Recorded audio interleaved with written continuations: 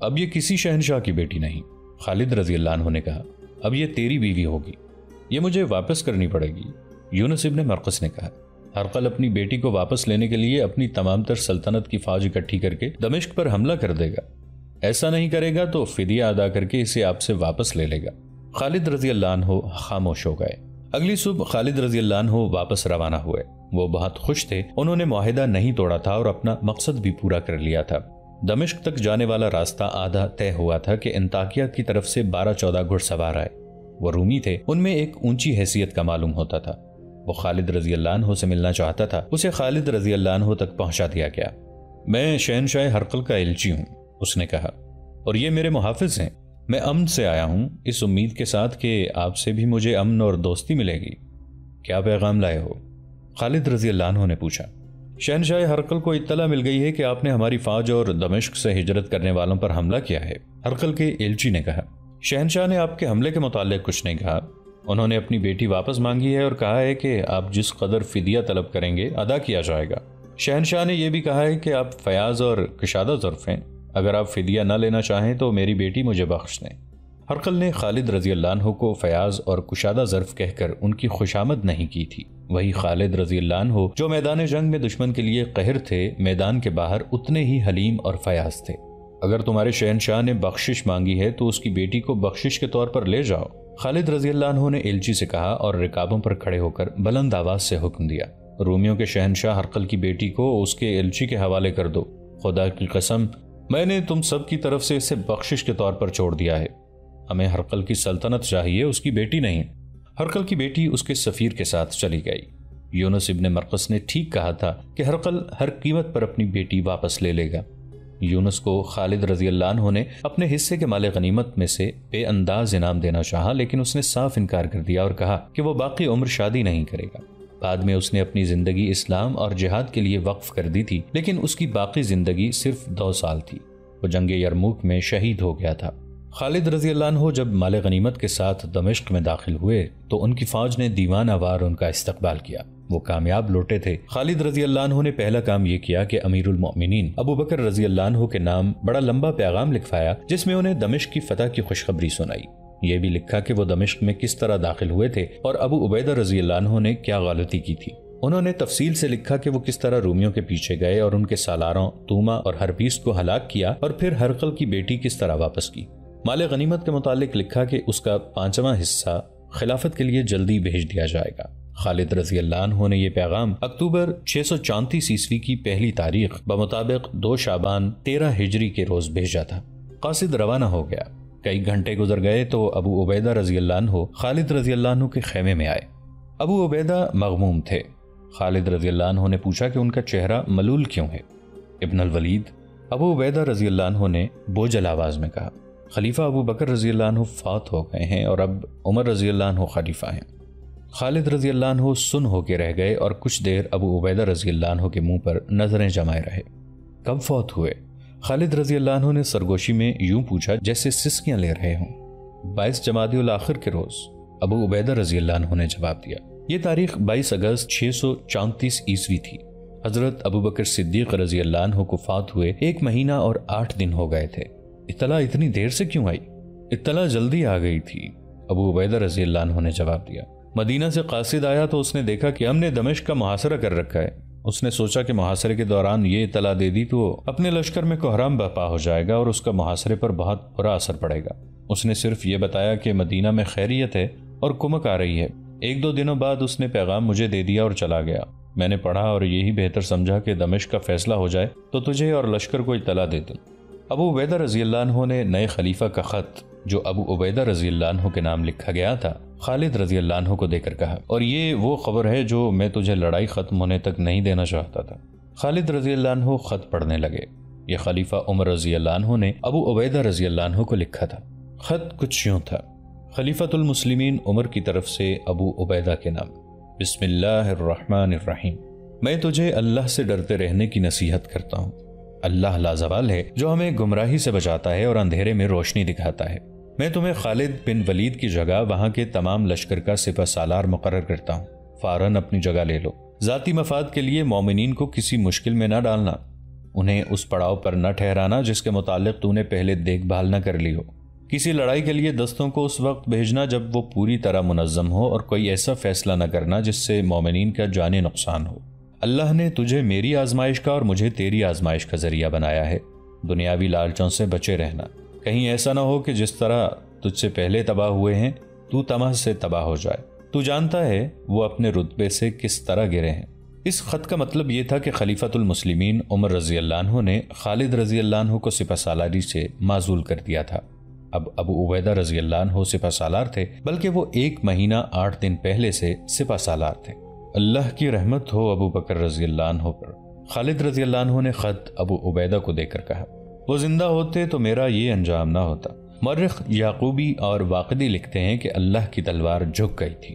اس رات خالد رضی اللہ عنہ سو نہ سکے، ابو بکر رضی اللہ عنہ کو یاد کرتے اور روتے رہے۔ رات جو خالد رضی اللہ عنہ نے مدینہ سے دور دمشق میں خلیفہ اول ابو بکر رضی اللہ عنہ کی رحلت پر روتے گزار دی تھی، اس رات سے 1.5-2 مہینے پہلے مدینہ پر ماتم کے بادل چھانے لگے تھے۔ امیر المومنین ابو بکر رضی اللہ عنہ ایسی حالت میں ٹھنڈے پانی سے نہا بیٹھے جب ان کا جسم گرم اور پسینے سے شرابور تھا۔ فوراً انہیں بخار ہو گیا۔ علاج ہوتا رہا لیکن بخار جسم کو کھاتا رہا۔ اگر امیر المؤمنین آرام کرتے تو شاید بخار کا درجہ حرارت گر جاتا، مگر بیماری کی حالت میں بھی انہوں نے اپنے آپ کو امور سلطنت میں مصروف رکھا۔ ایک روایت یہ بھی ہے کہ ابو بکر رضی اللہ عنہ نے علاج کرایا ہی نہیں تھا۔ انہیں ایک روز تیمارداروں نے کہا کہ طبیب کو بلا کر علاج کرائیں۔ میں نے طبیب کو بلایا تھا، امیر المؤمنین نے کہا۔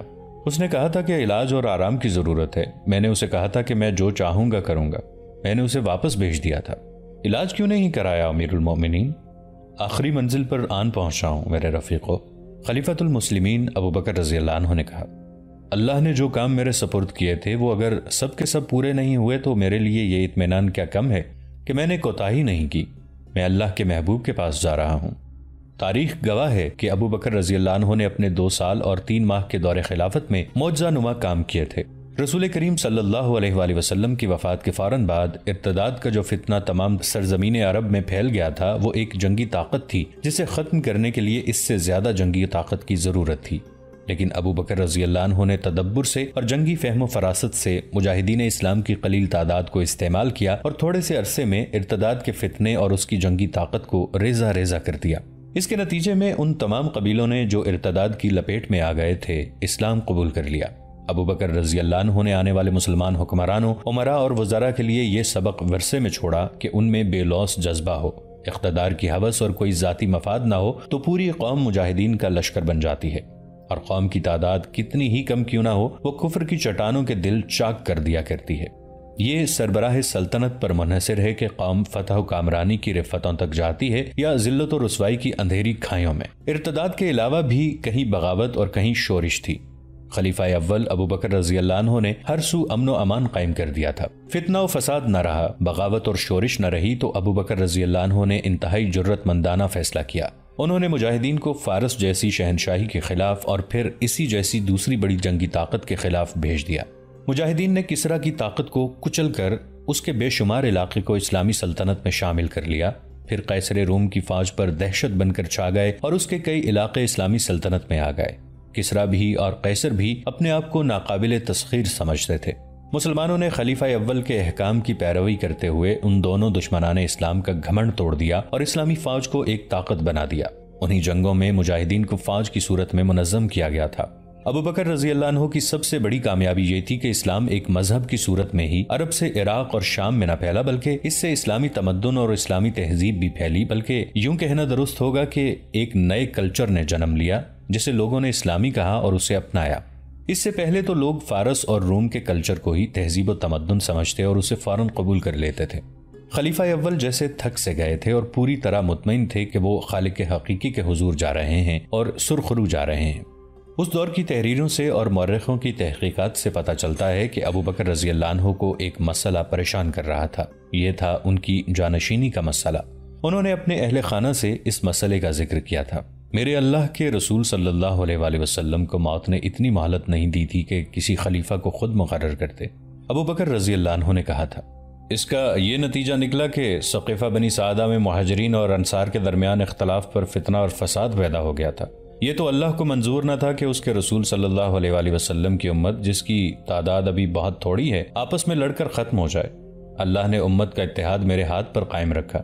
خدا کی قسم میں رسول اللہ صلی اللہ علیہ وآلہ وسلم کی امت کو اس فساد میں نہیں ڈال کر مروں گا کہ میرے بعد خلیفہ کون ہو۔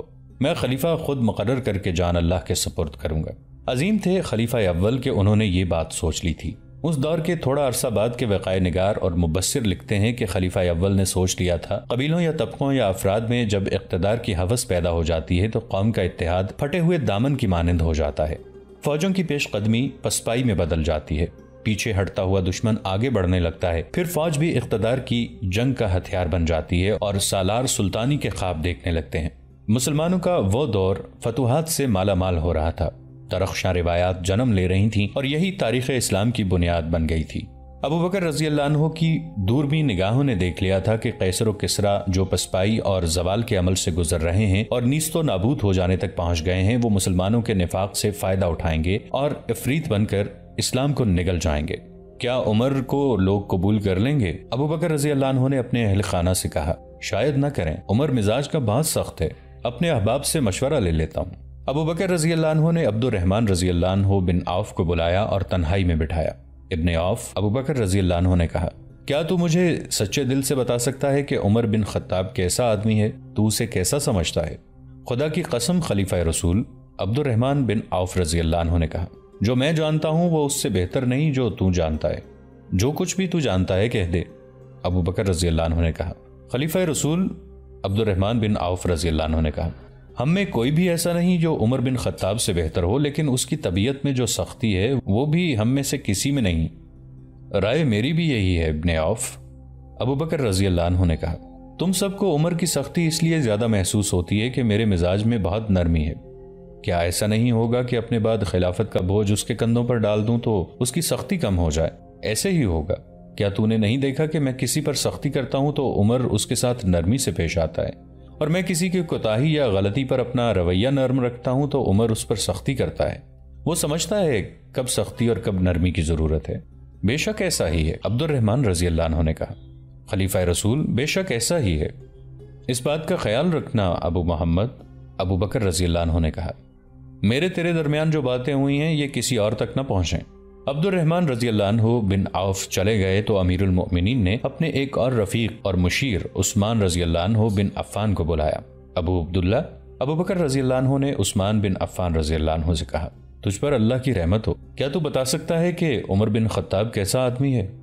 امیر المؤمنین عثمان بن عفان رضی اللہ عنہ نے جواب دیا، خدا کی قسم ابن الخطاب کو تو مجھ سے زیادہ اچھی طرح جانتا ہے، پھر تو مجھ سے کیوں پوچھتا ہے؟ اس لیے کہ میں اپنی رائے رسول اللہ صلی اللہ علیہ وآلہ وسلم کی امت پر نہیں ٹھونسنا چاہتا۔ ابو بکر رضی اللہ عنہ نے کہا، میں تیری رائے ضرور لوں گا۔ امیر المومنین عثمان بن عفان رضی اللہ عنہ نے کہا، عمر کا باطن اس کے ظاہر سے اچھا ہے اور جو علم و دانش اس کے پاس ہے وہ ہم میں سے کسی میں بھی نہیں۔ ایک اور سوال کا جواب دے دے ابو عبداللہ۔ ابو بکر رضی اللہ عنہ نے عثمان رضی اللہ عنہ بن عفان سے کہا، اگر میں اپنے بعد خلافت عمر کے سپرد کر جاؤں تو تیرا کیا خیال ہے کہ وہ تم پر سختی کرے گا؟ ابن خطاب جو بھی کچھ کرے گا ہم اس کی اطاعت میں فرق نہیں آنے دیں گے۔ عثمان رضی اللہ عنہ نے کہا، ابو عبداللہ اللہ تجھ پر رحم و کرم کرے۔ ابو بکر رضی اللہ عنہ نے کہا، میں نے جو تجھے کہا ہے اور جو تو نے مجھے کہا ہے یہ کسی اور کے کانوں تک نہ پہنچے۔ ابو بکر رضی اللہ عنہ نے کئی اور صحابہ کرام سے عمر رضی اللہ عنہ کے متعلق رائے لی، ان میں مہاجرین بھی تھے، انصار بھی۔ ابو بکر رضی اللہ عنہ نے ہر ایک سے کہا تھا کہ وہ کسی اور سے اس گفتگو کا ذکر نہ کرے، لیکن یہ معاملہ اتنا اہم تھا کہ انہوں نے ایک دوسرے کے ساتھ بات کی۔ یہ آئندہ خلافت کا معاملہ تھا اور صحابہ کرام کے لیے مسئلہ یہ تھا کہ ابو بکر رضی اللہ عنہ عمر رضی اللہ عنہ کو خلیفہ مقرر کر رہے تھے۔ عمر رضی اللہ عنہ سخت طبیعت کے مالک تھے، ان کے فیصلے بڑے سخت ہوتے تھے اور وہ بڑی سختی سے ان پر عمل کراتے تھے۔ ان سب نے ایک وفد اس مقصد کے لیے بنایا کہ ابو بکر رضی اللہ عنہ کو قائل کریں کہ عمر رضی اللہ عنہ بن خطاب کو خلیفہ مقرر نہ کریں۔ جب یہ وفد خلیفہ اول کے پاس گیا تو وہ لیٹے ہوئے تھے، بخار نے انہیں اتنا کمزور کر دیا تھا کہ اپنے زور سے اٹھ بھی نہیں سکتے تھے۔ امیر المومنین وفد کے قائد نے کہا، خدا کی قسم عمر خلیفہ نہیں ہو سکتا، اگر تو نے اس کو خلیفہ مقرر کر دیا تو اللہ کی باز پرس کا تیرے پاس کوئی جواب نہیں ہوگا۔ عمر تیری خلافت میں سب پر روب اور غصہ جھاڑتا ہے، وہ خود خلیفہ بن گیا تو اس کا رویہ ظالموں جیسا ہو جائے گا۔ ابو بکر صدیق رضی اللہ عنہ کو غصہ آ گیا۔ انہوں نے اٹھنے کی کوشش کی لیکن اٹھ نہ سکے۔ مجھے بٹھاؤ، انہوں نے غصیلی آواز میں کہا۔ انہیں سہارا دے کر بٹھایا گیا۔ کیا تم سب مجھے اللہ کی باز پرس سے اور اس کے غضب سے ڈرانے آئے ہو؟ ابو بکر رضی اللہ عنہ نے غصے اور نقاہت سے کانپتی ہوئی آواز میں کہا۔ میں اللہ کے حضور جا کر کہوں گا کہ ارے رب، میں نے تیرے بندوں میں سے بہترین بندے کو خلافت کی ذمہ داری سونپی ہے، اور میں نے جو کہا ہے وہ تمام لوگوں کو سنا دو۔ میں نے عمر بن خطاب کو خلیفہ مقرر کر دیا ہے۔ وہ سب جو ابو بکر رضی اللہ عنہ کو ان کے فیصلے کے خلاف قائل کرنے آئے تھے خاموش ہو گئے اور شرمسار بھی ہوئے کہ انہوں نے امیر المومنین کو بیماری کی حالت میں پریشان کیا ہے۔ وہ سب اٹھ کر چلے گئے۔ اس سے اگلے روز ابو بکر رضی اللہ عنہ نے عثمان بن عفان کو بلایا۔ عثمان رضی اللہ عنہ خلیفہ کے کاتب تھے۔ ابو عبداللہ ابو بکر رضی اللہ عنہ نے عثمان رضی اللہ عنہ سے کہا، لکھ جو میں بولتا ہوں۔ انہوں نے لکھوایا، بسم اللہ الرحمن الرحیم۔ یہ وصیت ہے جو ابو بکر بن ابو قحافہ نے اس وقت لکھوائی ہے جب وہ دنیا سے رخصت ہو کر موت کے بعد کی زندگی میں داخل ہو رہا تھا۔ ایسے وقت پکا کافر بھی ایمان لے آتا ہے، اور جس نے کبھی سچ نہ بولا ہو وہ بھی سچ بولنے لگتا ہے۔ میں اپنے بعد عمر بن خطاب کو تمہارا خلیفہ مقرر کرتا ہوں۔ تم سب پر اس کی اطاعت فرض ہے۔ میں نے تمہاری بھلائی اور بہتری میں کوئی کسر نہیں رہنے دی۔ اگر عمر نے تم پر زیادتی کی اور عدل و انصاف نہ کیا تو وہ ہر انسان کی طرح اللہ کے حضور جواب دہ ہوگا۔ مجھے امید ہے کہ عمر عدل و انصاف کا دامن نہیں چھوڑے گا۔ میں نے جو فیصلہ کیا ہے اس میں تمہاری بھلائی اور بڑائی کے سوا اور کچھ نہیں سوچا۔ وصیت لکھواتے لکھواتے ابو بکر رضی اللہ عنہ پر غشی طاری ہو گئی تھی۔ انہوں نے یہاں تک لکھوایا، میں اپنے بعد عمر بن خطاب کو، اور وہ غشی میں چلے گئے۔ عثمان بن عفان رضی اللہ عنہ نے خود یہ فقرہ مکمل لکھ دیا، تمہارا خلیفہ مقرر کرتا ہوں، تم سب پر اس کی اطاعت فرض ہے۔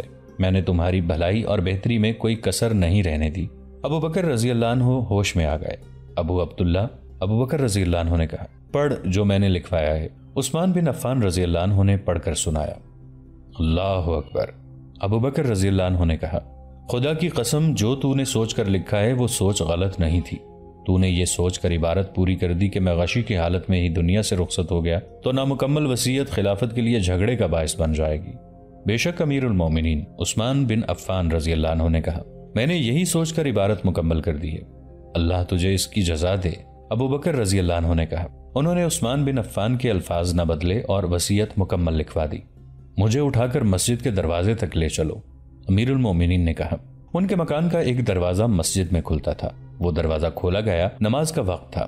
بہت سے لوگ مسجد میں آ چکے تھے۔ ابو بکر رضی اللہ عنہ کی زوجہ اسما بنت عمیس انہیں دونوں ہاتھوں سے سہارا دے کر مسجد والے دروازے تک لے گئیں۔ نمازیوں نے انہیں دیکھا تو متوجہ ہوئے۔ میرے بھائیوں، ابو بکر رضی اللہ عنہ نے نقاہت کے باوجود بلند آواز سے بولنے کی کوشش کرتے ہوئے کہا، کیا تم اس شخص پر راضی ہوگے جسے میں خلیفہ مقرر کروں؟ میں نے اس میں تمہاری بھلائی سوچی ہے اور اپنے کسی رشتہ دار کو خلیفہ مقرر نہیں کیا۔ میرے بعد عمر بن خطاب خلیفہ ہوگا۔ کیا تم سب اس کی اطاعت کرو گے؟ ہاں امیر المومنین۔ بہت سی آوازیں سنائی دیں۔ ہم اس فیصلے کو قبول کرتے ہیں، ہم ابن خطاب کی اطاعت قبول کریں گے۔ اس کے بعد ابو بکر رضی اللہ عنہ نے وصیت پر اپنی مہر ثبت کر دی۔ ابو بکر رضی اللہ عنہ کا پیشہ تجارت تھا، لیکن خلافت کا بوجھ کندھوں پر آ پڑا تو تجارت کی طرف توجہ نہ دے سکے۔ گزر اوقات تو کرنی ہی تھی۔ انہوں نے اپنے کنبے کے لیے بیت المال سے کچھ الاؤنس منظور کرا لیا تھا۔ اب جب انہوں نے محسوس کیا کہ وہ زندہ نہیں رہ سکیں گے تو انہوں نے اپنے اہل خانہ سے کہا کہ جو ان کی تھوڑی سی زمین ہے وہ ان کی وفات کے بعد بیچ کر یہ تمام رقم جو وہ گزارے کے لیے بیت المال سے لیتے رہے ہیں بیت المال میں جمع کرا دیں۔ سب میرے قریب آ جاؤ۔ ابو بکر رضی اللہ عنہ نے آخری وقت اہل خانہ کو بٹھا کر کہا، مجھے صرف 2 کپڑوں کا کفن پہنا کر دفن کر دینا۔ تم دیکھتے رہے ہو کہ میں ایک ہی کپڑا پہنا کرتا تھا، اس کے ساتھ ایک کپڑا اور ملا لینا۔ ان کپڑوں کو پہلے دھو لینا۔ ہم 3 نئے کپڑے لے سکتے ہیں۔ عائشہ رضی اللہ عنہ نے کہا، کفن 3 کپڑوں کا ہوتا ہے؟ نہیں عزیز بیٹی۔ ابو بکر رضی اللہ عنہ نے کہا، کفن تو اس لیے ہوتا ہے کہ جسم سے کوئی مواد اور نمی نکلے تو اسے کفن چوس لے۔ کفن پرانے کپڑوں کا ہوا تو کیا، نئے کپڑے پہننے کا حق زندہ لوگوں کا ہے۔ مجھے غسل اسما بنت عمیس یعنی ان کی زوجہ دیں گی، اگر اکیلے غسل نہ دے سکے تو اپنے بیٹے کو ساتھ لے لے۔ اتنے میں اندر اطلاع دے دی گئی کہ عراق کے محاذ سے مسنا بن حارثہ آئے ہیں۔